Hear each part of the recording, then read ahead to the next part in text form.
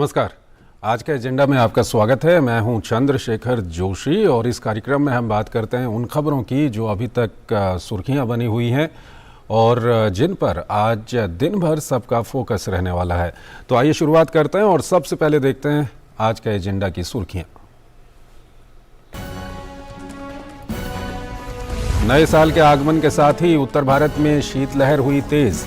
कई जगहों पर घने कोहरे की चादर। वहीं कल से दिल्ली और आसपास के क्षेत्रों में फिर से ठंड बढ़ने की संभावना।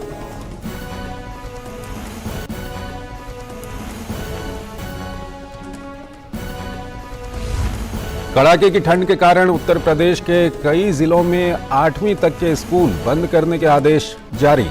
वहीं मध्य प्रदेश के ग्वालियर, भोपाल और दतिया समेत तमाम जिलों में शीतलहर का प्रकोप।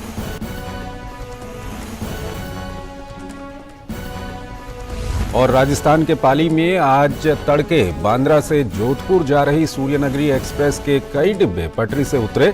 घटना में किसी के हताहत होने की सूचना नहीं। रेल मंत्री अश्विनी वैष्णव तड़के 4 बजे से ही हालात पर बनाए हुए हैं नजर।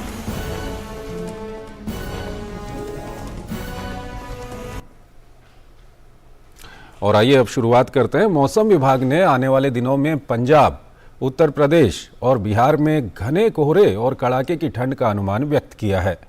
मौसम विभाग में वरिष्ठ वैज्ञानिक आर.के. जेनामणि ने बताया कि राजस्थान में शीतलहर जारी रहेगी। दिल्ली में कल से तापमान गिरने और शीतलहर चलने की संभावना जताई गई है। जेनामणि ने कहा कि बिहार और उत्तर प्रदेश समेत देश के उत्तरी हिस्सों में घना कोहरा छाया रहेगा। राष्ट्रीय राजधानी में आज हल्का कोहरा देखा जा रहा है। मौसम विभाग ने आज के लिए राष्ट्रीय राजधानी में हल्के कोहरे और उसके बाद साफ आसमान रहने का पूर्वानुमान व्यक्त किया है। वहीं घने कोहरे के कारण विजिबिलिटी घट गई है, जिसकी वजह से दर्जनों ट्रेनें लेट चल रही हैं। ट्रेनों को लेट होने से लोगों को स्टेशनों पर दिक्कतों का सामना करना पड़ रहा है। वहीं उड़ान सेवाओं पर भी प्रतिकूल असर पड़ा है।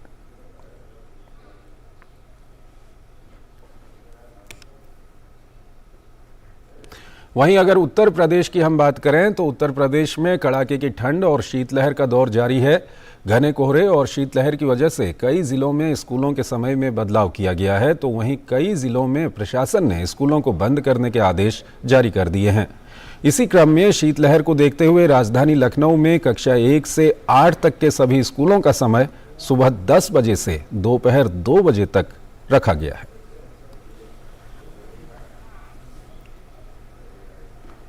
मध्य प्रदेश की बात करते हैं। मध्य प्रदेश में भी शीतलहर कहर ढा रही है। उत्तर में हुई बर्फबारी का असर प्रदेश पर पड़ने लगा है। उत्तर से आ रही सर्द हवाओं ने दिन और रात का पारा तेजी से गिराया है। प्रदेश में सबसे ठंडा दतिया रहा। मौसम विभाग की माने तो अगले कुछ दिन मौसम ऐसा ही रहेगा। तापमान में और भी गिरावट हो सकती है। मौसम केंद्र की रिपोर्ट कहती है कि बीते 24 घंटों में प्रदेश का मौसम शुष्क रहा। ग्वालियर में शीतल दिन और दतिया में तीव्र शीतल दिन रहा। दतिया, रायसेन, दमोह, ग्वालियर, खजुराहो, सागर और भोपाल में मध्यम कोहरा रहा।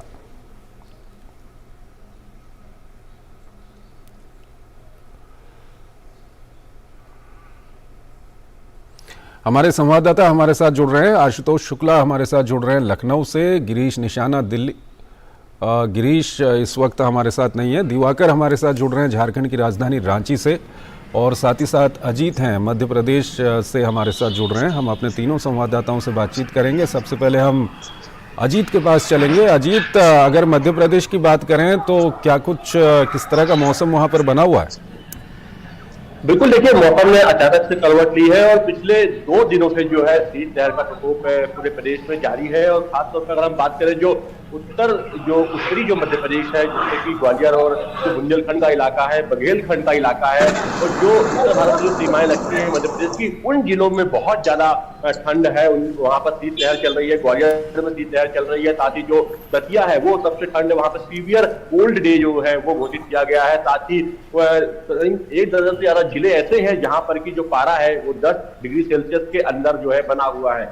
साथ ही जो है जो कोहरे का जो काफी प्रकोप वहां पर है, जो कोहरा जो है अभी तक तो कोहरा नहीं पड़ा था, लेकिन पिछले कुछ 2 दिनों से जो है पूरे जो इलाके हैं वहां पर कोहरा जो है बनना शुरू हो गया है। और अगर हम भोपाल की बात करें तो राजधानी भोपाल में जो दिसंबर का महीना था पिछले 10 वर्षों में सबसे गर्म था, लेकिन 1 तारीख से यानी 1 जनवरी से नए साल की शुरुआत के साथ ही जो है शीतलहर यहाँ पर शुरू हो गई है। कोहरा भी यहाँ पर बना हुआ है और हालांकि जैसे जैसे दिन चढ़ता जाता है तो जो धूप निकलती है तो उस कारण से जो है कोहरा जो है हट जाता है, लेकिन अभी भी देखिए ठंडक बनी हुई है, हालांकि धूप दिखती है लेकिन शीतलहर हम यहाँ पर महसूस कर सकते हैं। और ऐसा जो वातावरण जो है उज्जैन में भी है, जबलपुर में भी है, वो तमाम जो मध्य प्रदेश के इलाके हैं वहां पर है। लेकिन उत्तर भारत से लगती जो सीमा है मध्य प्रदेश की, जो उत्तर प्रदेश से लगती सीमा जो है, बुंदेलखंड है, बुंदेलखंड है, ग्वालियर चंबल का संभाग है, वहां पर बहुत ज्यादा जो है शीतलहर का प्रकोप है, वहां पर बहुत ज्यादा कोहरे की स्थिति बनी हुई है।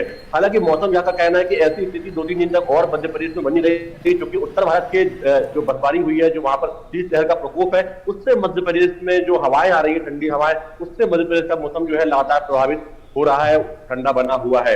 अगले हम कह सकते हैं कि 5-6 जनवरी को कहना है मौसम विभाग का कि बारिश भी हो सकती है मध्य प्रदेश में, और जिसे मावठा कहते हैं, जो कि मध्य प्रदेश के तमाम इलाकों में जनवरी के महीने में, दिसंबर के महीने में अक्सर ठंड के समय बारिश होती है। और बारिश होने के बाद जो है और ज्यादा ठंड होने के आसार है, और ज्यादा जो है पारा गिरने के आसार मध्य प्रदेश में बने हुए हैं। हालांकि अभी भी मध्य प्रदेश में जहां जहां ठंड ज्यादा है वहां पर प्रशासन ने व्यवस्थाएं की है, वहां पर शेल्टर होम्स में जो रैन बसेरे हैं वहां पर व्यवस्थाएं दुरुस्त की गई है। साथ ही अलाव जलाने के निर्देश दिए गए हैं कि जो बेघर लोग हैं, जो राहगीर हैं, उनको दिक्कत ना हो, परेशानी का सामना न करना पड़े, वहां पर अलाव की व्यवस्था की गई है। साथ ही जिला प्रशासन जो है सभी जिलों में मॉनिटर कर रहा है कि ठंड के कारण किसी को बहुत ज्यादा समस्याओं का सामना न करना पड़े। हालांकि किसानों के चेहरे जो है वो खिल गए हैं, क्योंकि ये जो मौसम है ये कहीं ना कहीं इंतजार किसान कर रहे थे, क्योंकि फसलों के लिहाज से बहुत अच्छा ये मौसम है। और लंबे समय से जिस तरीके से पारा चढ़ा हुआ था ठंड के समय भी दिसंबर के महीने में, तो किसानों के चेहरे पे माथे पे लकीरें खिंच गई चिंता की, लेकिन क्योंकि अब पारा गिरा है और ठंड बढ़ी है तो फसलों के अच्छी होने की उम्मीद है। और जब मावठा यानी कि जब बारिश होगी ठंड के मौसम में, तो कहीं ना कहीं ये जो है ये इस समय जो सीजन की फसलें हैं उनके लिए अमृत की तरह साबित होगी। ठीक है, दिवाकर हमारे साथ बने हुए हैं रांची से, उनसे हम बात करेंगे। दिवाकर, अगर हम बिहार, झारखंड और इस पूरे इलाके की बात करें तो किस तरह का मौसम वहां पर बना हुआ है किसानों के लिहाज से, और उसके अलावा ट्रेन की हम बात करें, हवाई यात्रा, जो मौसम है वो ठंड, निश्चित तौर पर देखिए मौसम ने पिछले 2-3 दिनों से करवट बदली है। कल हालांकि दोपहर होते होते थोड़ी सी धूप देखने को मिली थी, लेकिन आज जो नॉर्मली रांची का और झारखंड का एक नेचर है कि सुबह 7 बजे के बाद अच्छी धूप खिलती है और उसके बाद एक तरीके से तापमान बढ़ना शुरू हो जाता है, लेकिन आज वैसी स्थिति नहीं है। हमने सुबह भी आप लोगों को दिखाया था कि किस तरीके से तस्वीर यहाँ पर कोहरे का एक साया देखने को मिल रहा है, आकाश में बादल छाए हुए हैं। और अब थोड़ी सी जब दोपहर मतलब 12:30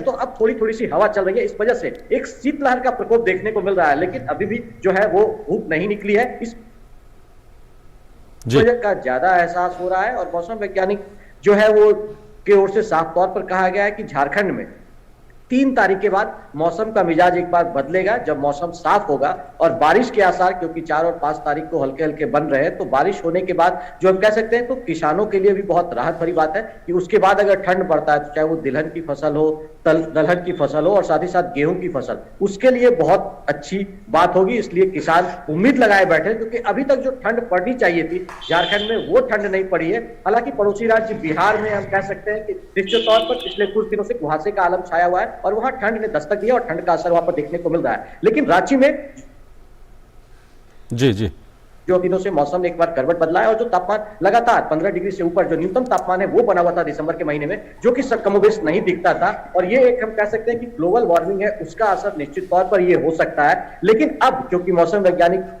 ने बताया है कि झारखंड में अगले 3-4 दिनों बाद मौसम करवट लेगी और उसके बाद जो तापमान, जो न्यूनतम तापमान है उसमें लगातार गिरावट देखने को मिलेगा और सुबह और शाम के तापमान में तो 3 से 4 डिग्री तक गिरावट होने की संभावना व्यक्त की गई है। वैसे में हालांकि कुछ जगहों पर अभी भी तापमान 10 डिग्री से नीचे चला गया है, लेकिन राज्य के ज्यादातर इलाकों में अभी भी जो न्यूनतम तापमान है वो 10 डिग्री से ऊपर बना हुआ है। ऐसे में ये मौसम वैज्ञानिक की ओर से चेतावनी भी दी गई कि अगले 2-3 दिनों में अगर ठंड बढ़ती है तो कई जगहों पर तापमान 6 से 7 डिग्री तक लुढ़क सकता है नीचे। जी ठीक है, हमारे साथ आशुतोष बने हुए हैं। आशुतोष, अगर हम उत्तर प्रदेश की बात करें तो वहाँ पर किस तरह का मौसम बना हुआ है? आज खबरें ये भी आई हैं कि कुछ ज़िलों में कक्षा 1 से कक्षा 8 तक के स्कूल भी बंद कर दिए गए हैं।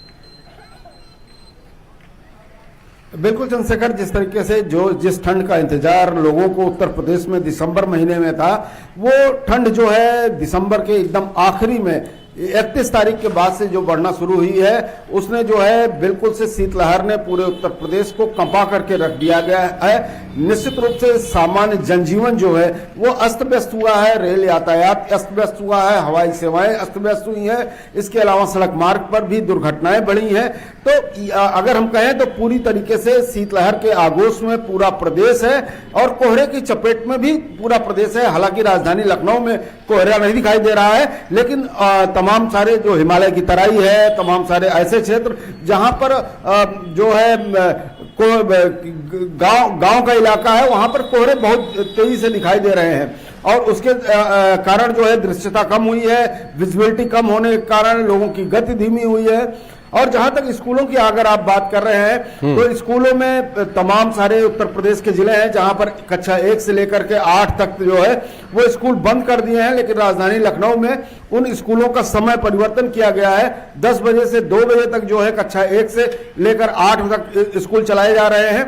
लेकिन अगर स्थिति यही जारी रहती है तो निश्चित रूप से प्रशासन को यह भी फैसला लेना पड़ सकता है कि स्कूलों को बंद किया जाए, विंटर वेकेशन में जाना पड़ सकता है। तो इस तरीके से पूरे उत्तर प्रदेश में शीतलहर ने जो है कहीं न कहीं पूरे प्रदेश को आगोश में लेकर के सामान्य जनजीवन को न केवल अस्त व्यस्त किया है, बल्कि जो तमाम सारी आवाजाही है, तमाम कार्य और कार्यक्रम है, उन सारी चीजों को भी प्रभावित किया है। जी ठीक है, संक्षेप में बताइएगा आशुतोष, खेती बाड़ी, खेती किसानी पर क्या कुछ फर्क पड़ रहा है? बिल्कुल इंतजार था किसानों को इस बात का कि किस तरीके से जो है गेहूं की फसल जो है ठंड कम होने की वजह से दिसंबर महीने में कहीं ना कहीं जो है किसानों के माथे पर चिंता की रेखाएं थी कि अगर ठंड नहीं पड़ेगी तो गेहूं की पैदावार प्रभावित होगी और इसके साथ दलहनी पैदावार पर भी प्रभाव पड़ेगा। लेकिन अब जब ठंड जो है बढ़ी है तो निश्चित रूप से जो है गेहूं की ईल्ड में भी परिवर्तन होगा, ज्यादा ईल्ड होगी, ज्यादा पैदावार होगी और इसके साथ ही दलहनी फसलों के लिए भी अच्छा रहेगा। बस किसानों के चिंता यही है कि पाला ना गिरे, क्योंकि पाले से फसल को जो है कहीं न कहीं नुकसान होता है। तो अभी पाले की स्थिति नहीं दिखाई दे रही है। अगर इस ठंड के साथ ही बारिश भी हो जाती है तो पाला नहीं गिरेगा और फसल जो है कहीं न कहीं बेहतर होगी। ठीक है, ठीक है। दिवाकर हमारे साथ जुड़े हुए हैं। दिवाकर, अब जैसे कि आप बता रहे हैं कि आने वाले दिनों में ठंड बढ़ सकती है वहाँ पर और जो मौसम का प्रिडिक्शन है, पूर्वानुमान है, वो भी यही कहता है, तो प्रशासन की ओर से क्या कुछ किया गया है? शहरों में जो बेघर लोग हैं उनके लिए क्या कुछ व्यवस्थाएं कुछ की गई हैं वहाँ पर? देखिए, निश्चित तौर पर प्रशासन ने ठंड से, क्योंकि लगातार एडवाइजरी जारी की जा रही है मौसम विज्ञान केंद्र की ओर से, उस लिहाज से जो लगातार हम कह सकते हैं कि प्रशासन की ओर से जगह जगह पर अलाव की व्यवस्था की गई है। हालांकि कई जगहों पर इस तरह की शिकायतें भी आ रही हैं कि अलाव के जितने इंतजाम होने चाहिए थे, चाहे वो पलामू का इलाका हो, गढ़वा का इलाका हो, उन जगहों पर थोड़ी चीजों की कमी देखने को मिल रही है। और अगर उसके बाद जब शिकायत संज्ञान में आया तो उसके बाद प्रशासन की ओर से तत्परता दिखाई गई है। कई जगहों पर कंबल वितरण का कार्यक्रम सरकार प्रशासन के साथ साथ स्वयंसेवी संगठनों की ओर से भी किया जा रहा है, ताकि लोगों को किसी तरह की परेशानी ना हो, गरीबों को किसी तरह की परेशानी ना हो, जरूरतमंदों को किसी तरह की परेशानी ना हो। इसके लिए लगातार जो शेल्टर होम बनाए गए हैं, वहां पर भी जो रैन बसारा कहा जाता है, वहां पर अलाव की व्यवस्था की गई है, वहां पर कंबल वितरण का कार्यक्रम किया जा रहा है। और लगातार इसमें प्रशासन के साथ साथ स्वयंसेवी संस्थान के लोग जो भी हैं वो भी अपनी भूमिका निभा रहे हैं। और लगातार ये कोशिश की जा रही है कि ये ठंड, क्योंकि इस बार दिसंबर में ठंड देखने को नहीं मिली है और लगातार अब एडवाइजरी जारी की जा रही है कि जनवरी के महीने में थोड़ी सी ठंड, अगले जो हफ्ते आने वाले हैं उसमें कड़ाके की ठंड पड़ेगी। इस लिहाज से मुकम्मल इंतजाम करने की कोशिश की जा रही है और लगातार ये लोगों को भी एडवाइजरी जारी की जा रही है कि बेवजह वो घरों से बाहर नहीं निकले, क्योंकि अगर मौसम साफ होगा और बारिश होने के बाद जब मौसम साफ होगा तो एक बार जो शीतलहर है और कड़ाके की जो ठंड है वो झारखंड में देखने को मिलेगी। ठीक है अजीत, संक्षेप में बताइएगा, क्योंकि मध्य प्रदेश की हम बात करें, भोपाल का जो रूट है वो उत्तर को दक्षिण से जोड़ने का वो रेलवे का रूट है, रेलवे पर और हवाई यातायात पर क्या कुछ असर दिखाई दे रहा है आपको?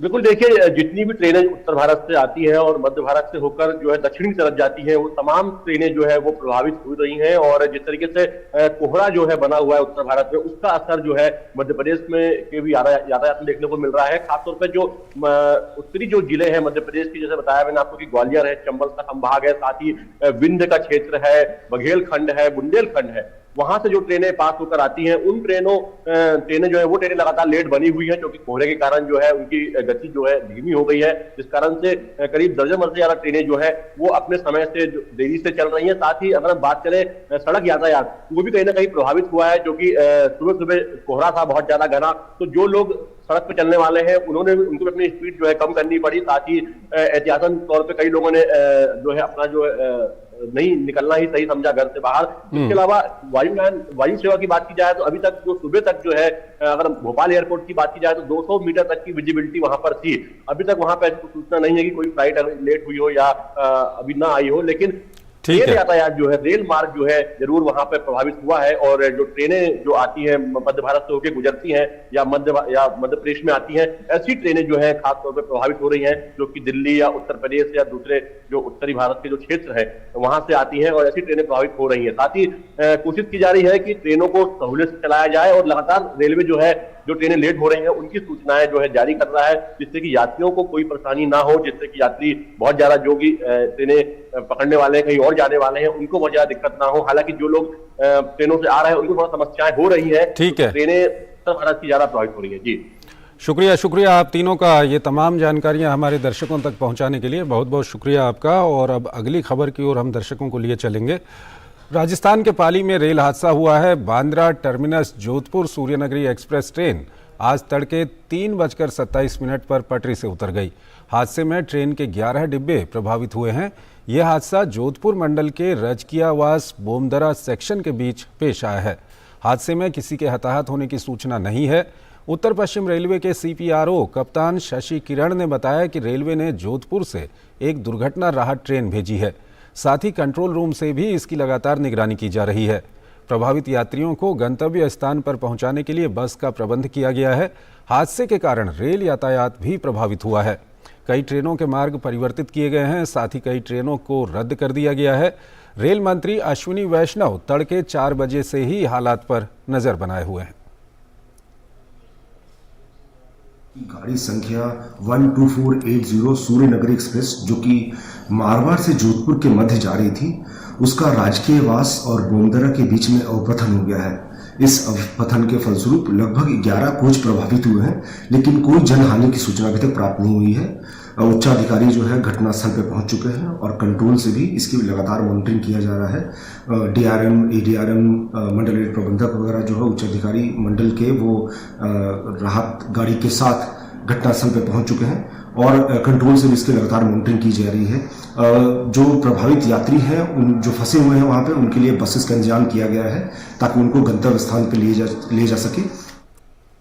इसके अलावा यात्रियों और संबंधित परिवार के सदस्यों के लिए हेल्पलाइन नंबर जारी किए गए हैं। जोधपुर के लिए 02912654979, 02912654993, 0291912624125, 02912431646 और पाली मारवाड़ के लिए 0293225034241। यात्री और संबंधित परिवार 138 यानी कि 138 और 1072 यानी कि 1072 पर संपर्क करके भी जानकारी ले सकते हैं।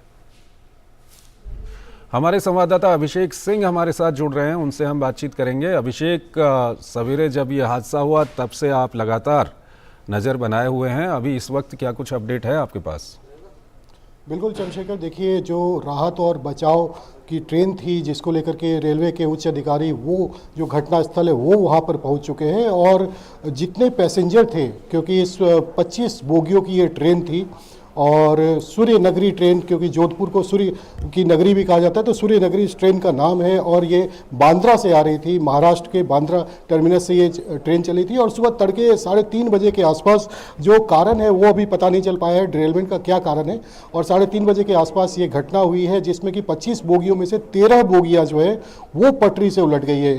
और ये जो सारी बोगियाँ हैं, 13 जो बोगियाँ हैं, ये पीछे की बोगियाँ थी। तो 10 जो बोगियाँ हैं वो उसका डिरेलमेंट हुआ है। और जो 3 और जो सबसे पीछे की बोगियाँ थी, वो जो सारी बोगियाँ हैं उनको जो है उनको 90 डिग्री के एंगल पे वो मुड़ गई है। तो उनमें जो है कुछ लोगों को, जो पीछे की 3 बोगियाँ हैं उनमें कुछ लोगों को जो है वो चोटें आई हैं, बहुत ही मामूली चोट आई है। और उन्हें जो वहाँ के जिला अस्पताल है वहाँ पर उनको फर्स्ट एड के लिए भेज दिया गया है। और उसके बाद उन लोगों के लिए व्यवस्था की गई है कि उन लोगों को वहाँ से उनके गंतव्य के लिए रवाना किया जाएगा। साथ साथ जो ट्रेन के फ्रंट पोर्शन की अगर हम बात करें, तो इंजन के साथ जो आगे के 9 डब्बे लगे हुए थे वो सभी सुरक्षित थे। और उस इंजन के साथ उन्हें जो है जोधपुर के लिए उन 9 डिब्बों में तकरीबन 500 पैसेंजर के साथ उन्हें रवाना कर दिया गया। और वो जो है अपने गंतव्य तक वो पहुंचने वाले हैं। साथ साथ जो ये 13 डब्बे थे, जिसमें इनके अंदर जो पैसेंजर थे उनके लिए 7 बसों का भी इंतजाम किया गया। और वो 7 बसों में उनको भी वहाँ से रवाना कर दिया गया। साथ साथ जो राहत बचाव की टीम है वो वहाँ पर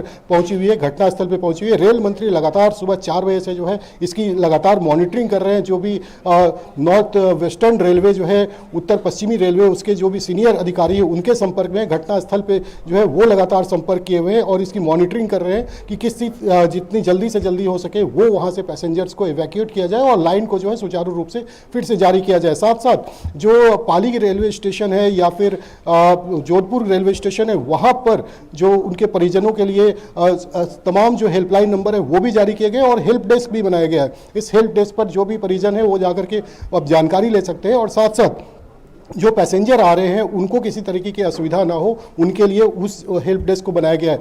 तो अगर कोहरे की वजह है ये सुबह सुबह का हादसा, या फिर कोई तकनीकी खामी है इसमें, या फिर इसमें कोई बाहरी किसी कड़ी का हाथ है, इसको अभी ये जांच के बाद पता चलेगा। लेकिन अभी जो है जांच के लिए जो है वो भी आदेश दे दिया गया है। और फिलहाल जो है उस रूट को खाली करने के लिए, क्योंकि बहुत ही मेन रूट है ये, आप अगर तमिलनाडु की तरफ से देखें, चेन्नई कोयम्बटूर की तरफ से देखें, महाराष्ट्र पुणे मुंबई की तरफ से देखें, तो काफ़ी जो है ये व्यस्त रूट है। तो ऐसे में कई ट्रेन को क्योंकि डिरेलमेंट की वजह से जो है उसे जो है डाइवर्ट किया गया, तकरीबन 1 दर्जन ट्रेन 12 ट्रेनों को, और 2 ट्रेनों को कैंसिल भी किया गया। और फिलहाल ये प्रयास है कि जो रूट है उसको फिलहाल खाली किया जाए। ठीक है अभिषेक, इसके अलावा हम आपसे ये भी जानना चाहेंगे, क्योंकि आप रेलवे पर लगातार नज़र बनाकर रखते हैं, ये जो इस वक्त कोहरा हम देख रहे हैं उत्तर भारत में, खासकर मौसम जिस तरह से अब शीतलहर यहाँ पर चालू हो गई है, काफ़ी जगहों पर कोहरा है, इसका क्या कुछ असर दिख रहा है रेलवे पर? बिल्कुल चंद्रशेखर, देखिए पिछले अगर 10 दिनों से हम देखेंगे कि जिस तरीके से कोहरे की मार पूरे उत्तर भारत के अंदर है, तो दिल्ली से आप तकरीबन 1000 किलोमीटर का अगर आप रेडियस देखें तो यहाँ पर कहीं ना कहीं जो है कहीं घना कोहरा है, कहीं कम कोहरा है, या कहीं पर कोहरा नहीं है। राजधानी में भी दिल्ली की अगर हम बात करें तो पिछले 2-3 दिन के पहले काफ़ी ज़्यादा कोहरा था। हालांकि 2 दिनों में जो है कोहरा कम हुआ है, लेकिन फिर भी जो ट्रेन का बैकलॉग होता है, क्योंकि जब ट्रेन चलती है किसी स्टेशन से तो उसके एक के पीछे एक ट्रेन चलती है, और देर होने के कारण जो है फिर वो उसकी जो पेयर ट्रेन होती है वो दूसरी जगह से उसको खुलने में देरी होती है। तो ऐसे में जो बैकलॉग है वो काफ़ी अभी ज़्यादा है, और तकरीबन 20 के आसपास जो है 20 पेयर ट्रेन जो हैं वो अभी जो है बैकलॉग को अभी उनको क्लियर करना है। साथ साथ दिल्ली आने में अगर आज की हम बात करें तो तकरीबन 14 से 15 ट्रेनें जो हैं वो देर से चल रही है, 5 घंटे से 8 घंटे तक की देरी है। कुछ ट्रेनें जो है वो कम भी, और रेलवे ने इसको लेकर के कुछ इंतजाम भी किए कि भले कोहरे की वजह से देर हो लेकिन किसी तरीके की कोई एक्सीडेंट ना हो। और इसको लेकर के सेफ्टी फर्स्ट का जो रेलवे ने इसको पूरा सेफ्टी फर्स्ट पे लेके चल रही है, ताकि आप देख रहे हैं कि डिले तो जरूर हो रहा है, और अगर हम इस एक्सीडेंट से भी अगर इसको हम जोड़े जो जोधपुर में हुआ है, तो भी आप देखेंगे कि ट्रेन को बहुत ही कम स्पीड पे चलाया जा रहा था। अगर यही स्पीड ज़्यादा होता तो कोहरे की वजह से हो या किसी और वजह से ये बड़ा हादसा हो सकता था।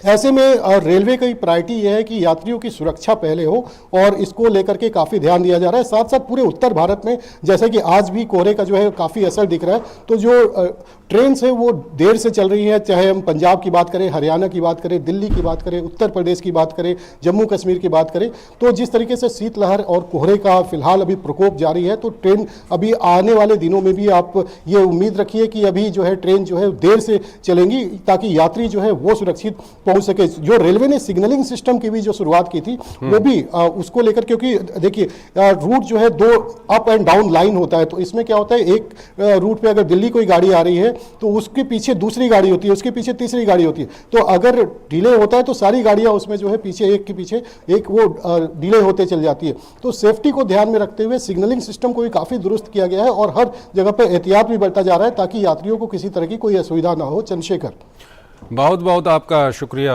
अभिषेक, इन तमाम जानकारियों को हमारे दर्शकों तक पहुंचाने के लिए। और इसी के साथ हम अपना ये खास कार्यक्रम आज का एजेंडा यहीं पर समाप्त करते हैं। नमस्कार।